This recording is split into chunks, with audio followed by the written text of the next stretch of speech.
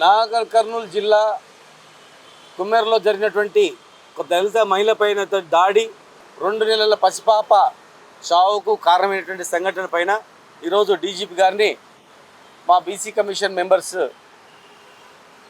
కిషోర్ గారు, ఉపేందర్ గారు, మా చైర్మన్ బాలరాజ్ యాదవ్ గారు, మా స్వామి గారు, రాజు గారు, భరత్ గారు, మరియు రజక సంఘం నాయకులు ఆనంద్ గారు, మా సర్పంచుల సంఘం యాదయ్య గారు, మరి మేమందరం కూడా మా వేముల గారు అందరం కలవడం జరిగింది. ఈరోజు సభ్య సమాజం తలదించుకునే రీతిలో ఈ రాష్ట్రంలో జరుగుతున్నటువంటి అనేక రకాల అరాచకాలు, అత్యాచారాలు, మానభంగాలు, దోపిడీలు, వ్యవస్థ పూర్తిగా తలదించుకునే రీతిలో ఉంది. ఒకప్పుడు తెలంగాణ పోలీస్ అన్నా, తెలంగాణ న్యాయ వ్యవస్థ అన్నా రాష్ట్ర వ్యాప్తంగా కూడా, దేశవ్యాప్తంగా కూడా ప్రపంచ స్థాయిలో రికార్డు ఉండేది. ఎక్కడ ఏ సంఘటన జరిగినా నిమిషాల మీద పట్టుకుంటారు. ముఖ్యంగా మహిళల పైన ఏ సంఘటన జరిగినా ఊరుకోరు అనేటువంటి పెద్ద పేరు ఉండేది. ప్రతి రాష్ట్రంలో తెలంగాణ తరహా మేము కూడా మెయింటైన్ చేస్తామనేటువంటి మాటలు ఉండేవి. ఏ పథకాలైనా అనేక పథకాలు తెలంగాణ తరహా చేస్తామని చెప్పేది, మహిళలకు తెలంగాణ తరహా ఇస్తామని చెప్పేది. కానీ ఈరోజు నేషనల్ క్రైమ్ బ్యూరో రికార్డ్ ప్రకారం ఎన్సీఆర్బి, ఇది పార్లమెంట్లో కూడా టేబుల్ చేస్తారు, మనకు పబ్లిక్ డొమైన్లో కనిపిస్తుంది ఎంత క్రైమ్ రేట్ ఉంది ఏ రాష్ట్రంలోని. మరి ఈరోజు ఈ క్రైమ్ రేట్ పెరిగింది తెలంగాణలో. ముఖ్యంగా మహిళల మీద దాడులు ఎక్కువవుతున్నాయని చెప్పి నేషనల్ వైడ్ ఉన్నటువంటి క్రైమ్ బ్యూరో రికార్డులో కూడా తెలంగాణలో విచ్చలవిడిగా జరుగుతున్నాయని చెప్పి ఉన్నా కూడా మరి తెలంగాణ ప్రభుత్వం ఏం చేస్తుందని అడుగుతా ఉన్నాం మేము. ఒకప్పుడు ఒక మహిళ పైన శంషాబాద్లో దాడి జరిగిందంటే నిమిషాల మీద వాళ్ళని పట్టుకోవడం జరిగింది, పోలీసులు ఛేదించడం జరిగింది. ఇంకెవరైనా అమ్మాయిల దగ్గర పోవాలంటే భయపడేవాళ్ళు. ఇలా చూడండి, కుకట్పల్లిలో పట్టపగలు ఒక అమ్మాయి పైన అత్యాచారం, తర్వాత చంపడం అనేక మంది మహిళల పట్ల. ఈరోజు ఒక మహిళ 2 నెలల పసిగుడ్డును ఇట్లా ఎత్తుకొని, అయ్యా కనుకరించండి, తన్నొద్దు, నా బిడ్డ ఉందన్న కూడా కాలితో తంతే ఎగిరిపోయి బండ మీద పడ్డాడు పిల్లోడు. అడుక్కుంటుంది.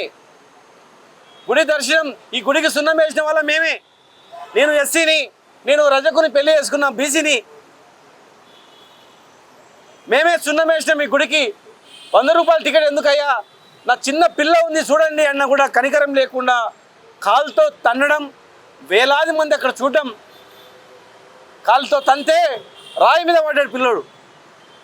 కనికరం లేకుండా మళ్ళీ రూమ్లోకి తీసుకెళ్ళి ప్రైవేట్ పార్ట్స్ కూడా టచ్ చేసి అసభ్యంగా ప్రవర్తించిండ్రని చెప్పి ఆమె చెప్తా ఉంది. ఒక మహిళ తనను ప్రైవేట్ పార్ట్లు పిసికిండ్రు, రకరకాల హింసించిండ్రు, ఎవరైనా చెప్తారా? చెప్పండి, జరగకపోతే చెప్తారా? ఒక మహిళ అంతా ఏడ్చుకుంటూ నన్ను ఇట్లా చేసిండ్రు అయ్యా అని చెప్పి పోలీస్ స్టేషన్కి వెళ్తే పోలీస్ స్టేషన్లో దరఖాస్తు తీసుకోలేదు. నేను డీజీపీ గారిని అడిగినా, మీరు సీసీ ఫుటేజ్లు వెరిఫై చేయండి, దాడి జరిగిన మహిళ పోలీస్ స్టేషన్కి వచ్చిందా లేదా, ఏ సమయంలో వచ్చింది, ఎందుకు కేసు రిజిస్టర్ చేయలేదు, పోలీసు వాళ్ళు బాధితులకు ఫోన్ చేసిండ్రా లేదా, రికార్డు వెరిఫై చేయండి. మరి ఈమె దరఖాస్తు తీసుకోకుండా బాధితులకు ఫోన్ చేసి మీరు కూడా దరఖాస్తు ఇవ్వండి, మీరు కేసు రిజిస్టర్ చేస్తే ఆ తర్వాత ఈమె చేసి కౌంటర్ కేసు ఉంటే కాంప్రమైజ్ అవుతారు, లేకపోతే కాదని చెప్పి సజెషన్ ఇచ్చి చిన్న పిల్లగాడు స్పృహ కోల్పోయినా పట్టించుకోకుండా పోలీస్ సిబ్బంది మరి అవతలి వాళ్ళతో దెబ్బలు కొట్టి వాళ్ళతోనే దరఖాస్తు తీసుకొని కేసు రిజిస్టర్ చేసి తర్వాత ఈమెను అక్కడే కూర్చునిపెట్టి భయపెట్టించి కాంప్రమైజ్ చేసుకోవాలి, లేదట్లయితే నీవు కూడా జైలుకి పోతామని భయపెట్టించింది వాస్తవా కాదా వెరిఫై చేయండి. ముందు పోలీస్ స్టేషన్కి వచ్చిందా లేదా వెరిఫై చేయండి, బాధితులకు వీళ్ళు ఫోన్ చేసిందా లేదా వెరిఫై చేయండి, సీసీ ఫుటేజ్ ఫోన్ చేయండి, వెరిఫై చేయండి.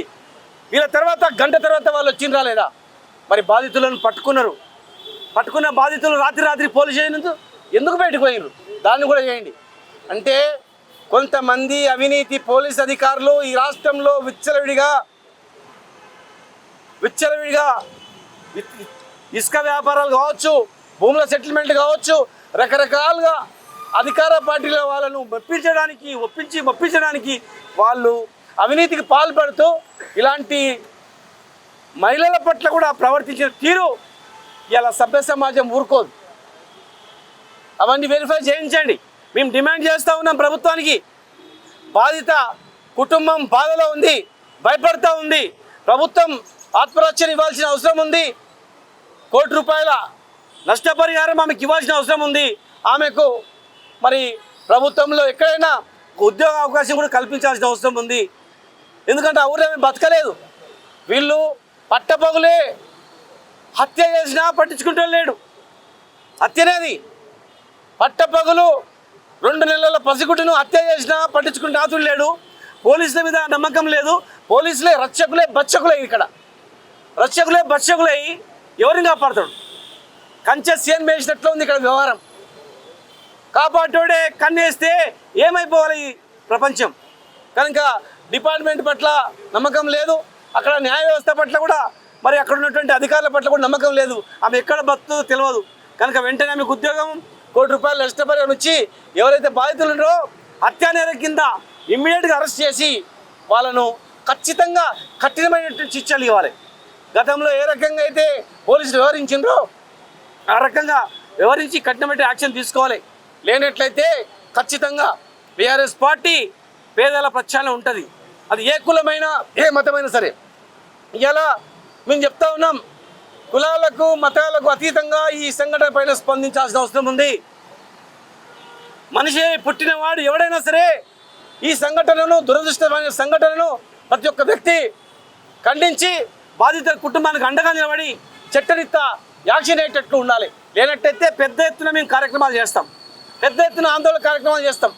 రాష్ట్ర వ్యాప్తంగా కాదు, దేశవ్యాప్తంగా కూడా ఇలాంటి సంఘటనలు జరగకుండా ఈ భారతదేశంలో కూడా ప్రతి రాష్ట్రంలో కూడా తెలియజేస్తాం. 2 నెలల పసికూడను కాలుతో తన్ని చంపేస్తే, ఆ మహిళలను అనేక రకాలుగా చేస్తే పట్టించుకోరా? అత్యాచారం మహిళల పట్ల ఉన్నటువంటి చట్టాన్ని అట్రాసిటీ కేసు కావచ్చు, మహిళ కొత్తగా తెచ్చినటువంటి చట్టం కావచ్చు, అదేవిధంగా హత్య నేరం రకరకాల శిక్షలు పెట్టి శిక్షించాలి. వీళ్ళకు ఎవరైతే అధికారులు, రాజకీయ నాయకులు బాసటగా ఉంటారో వాళ్ళని కూడా ఇందులో చేర్చాలి. ఇమ్మీడియట్గా సంబంధించిన అధికారులను సస్పెండ్ చేసి డిస్మిస్ చేయాలి. ఇలాంటి చీడ పురుగులు డిపార్ట్మెంట్లో ఉంటే డిపార్ట్మెంట్కే చెడ్డ పేరు. మంచి అధికారులు పోలీస్ డిపార్ట్మెంట్లో మంచి అధికారుల యొక్క చరిత్ర కనుమరుగైతా ఉంది. ఇలాంటి అవినీతి అధికారుల వల్ల మంచి అధికారుల చరిత్ర మొత్తం తుడిచేస్తూ ఉన్నారు. కనుక ప్రాణాలకు తెగించి పోరాటం చేసినటువంటి చరిత్ర తెలంగాణ పోలీసులకు ఉంది. ఇలాంటి అవినీతి అధికారులను కక్కుర్తిపడి, పోస్టింగ్లకు కక్కుర్తిపడి ఇలాంటి చిల్లర పనులు చేసే వాళ్ళని డిస్మిస్ చేయాలి. చట్టపరంగా వాళ్ళ మీద యాక్షన్ తీసుకోవాలని మేము డిమాండ్ చేస్తూ ఉన్నాం. లేనట్లయితే ఇది నేషనల్ హ్యూమన్ రైట్స్ కమిషన్ కూడా పోతాం, నేషనల్ ఎస్సీ కమిషన్ వరకు కూడా పోతాం. ఢిల్లీలో పోయి పెద్ద రౌండ్ టేబుల్ సమావేశం పెడతాం. ఇలాంటి సంఘటనలు సభ్య సమాజం తలదించుకోవాలని చెప్పని, అవసరం అనుకుంటే ఇంకా దేశం దాటి కూడా పోతాం. పట్టించుకోకపోతే ఇంకా వేరే ఫోరం కూడా వెళ్తాం, రకరకాల ఫోరం కూడా వెళ్ళి వదిలిపెట్టాం. దీన్ని ప్రతి ఒక్క నాయకుడు కానీ ప్రతి ఒక్క పార్టీలకు అతీత ఖండించాలి. లేదన్నట్లయితే మేము ఊరుకోం. మరి మీరు నిజాయితీ నిరూపించుకోవాలంటే ఇమ్మీడియట్గా వాళ్ళని పట్టుకొని శిక్షించాలి. 24 గంటల్లో మీరు స్పందించి వాళ్ళని ఎట్లా ఉండే పట్టుకొని రావాలి. ఈ పోలీస్ ఆఫీసర్ని కూడా డిస్మిస్ చేయాలి. చేస్తే ఇంకొక పోలీస్ ఆఫీసర్ ఇలాంటి తప్పుడు పనులకు ఆస్కారం ఇవ్వడు. కనుక మేము మాత్రం ఊరుకోం. ఈ రాష్ట్రంలో ఉట్టిగా తెచ్చుకోలేము. మేము కేసీఆర్ గారి నాయకత్వంలో ప్రాణాలకు తెగించి ఈ రాష్ట్రాన్ని తెచ్చుకున్నాం. ఈ రాష్ట్రంలో ప్రతి ఒక్క కులము, ప్రతి ఒక్క వర్గం మంచిగా బతకాలి. రైతు నుంచి మొదలుకుంటే మా చిన్న చెప్పులు కుట్టే అండ వరకు కూడా మంచిగా బతకాలని తెచ్చుకున్నాం. మేము ఇలా మంచి కష్టపడి ప్రాణాలు తెగించి తెచ్చుకున్న ఈ తెలంగాణలో 10 సంవత్సరాలు అద్భుతమైనటువంటి చరిత్ర. ఇలా పట్టపగులే చిన్న 2 ఏళ్ల పిల్లగాన్ని హత్య చేసిన హత్యనేది పట్టించుకునే నాథుడే లేదంటే మరి ఎవరికి పోతుందో అర్థం చేసుకోవాలని అన్ని ప్రజా సంఘాలు కూడా ముందుకు రావాలని చెప్పి విజ్ఞప్తి చేస్తా ఉన్నాం.